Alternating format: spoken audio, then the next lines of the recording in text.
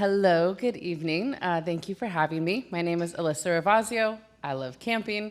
I love camping so much, I created a company to get more people outside, and we've opened access to about 5 million acres of land on this very beautiful planet we call Earth. It's a really awesome planet. It has this really unique ability to sustain life, which is really important to all of us here and to all of the beings on Earth. And something that I think about all the time is that our planet's ability to sustain that life is dropping rapidly. And this is happening on our watch, during our lifetimes, and it's a real tragedy.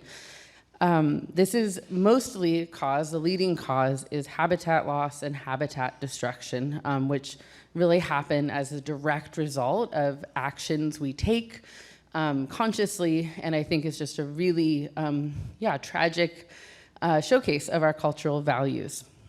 However, there is a bold, beautiful vision known as Half Earth, which I'm sure we're mostly familiar with here.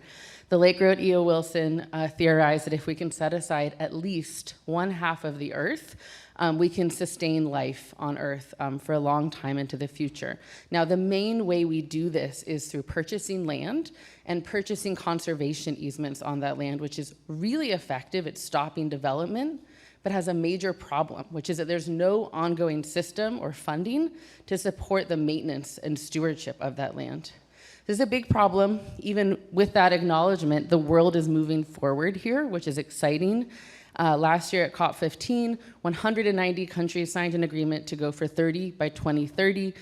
The US did not sign, but by executive order is participating. This is Deputy Secretary of Biodiversity, Jen Norris, that's a real title, and she's leading California, which is leading the world on this. We're on track for 25% already and 30% by 2030.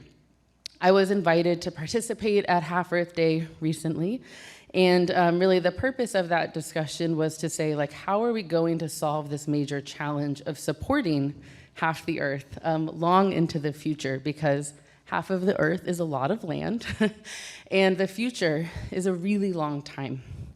And the perspective I bring to this conversation is that if you look at the land today, the reality is that most of it is privately held. And especially when we look at what's public today and getting to Half Earth, private land and the future of those lands is really where the fate of our biosphere hangs today. And what's interesting is that this land is owned by people, and people react to incentives. And the future of conservation, Aldo Leopold said it well, is really going to come down to how do we reward the people who currently have these lands.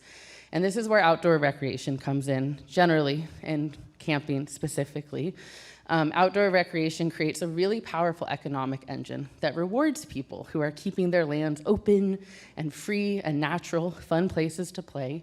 I had this experience personally. I went to meet a rancher a few years back who'd started hosting campers, and the first thing she did was hand me this letter. And she said, you know, I hate this letter. They want to buy my land and build a big hotel, but I'm terrified I'm going to have to call them, except now that I've got camping, this is junk mail. I don't need it. I know I can take care of my land. These people want to do the right thing. I'm yet to meet anybody who takes care of the land, who doesn't want to leave it better than they found it, but they need to have the economic support to do that. Not only do people use this income from outdoor recreation to keep their land, they actually proactively invest it. The majority of people who are earning income from camping proactively invest in stewardship. Think native species, rewilding, restoring stream beds. Outdoor recreation also plays a big role in the solution here by changing culture. Another great E.O. Wilson concept, biophilia. We have an innate love for nature. We get outside, we can't help but fall in love with it, and we protect what we love.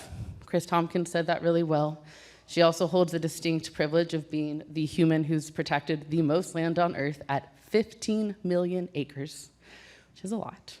And so we have to get more people outside to fall in love with nature and develop that passion for protecting it. So in summary, outdoor recreation can play a huge role in solving this challenge that stands between us and Half Earth by developing sustainable, scalable systems that can support the land economically and create a culture that continues to encourage that. So I encourage you all to get outside, and next time you're sitting out enjoying the beauty of our earth under the stars, please know that you are contributing to a beautiful future for our planet in a really positive way. Thank you.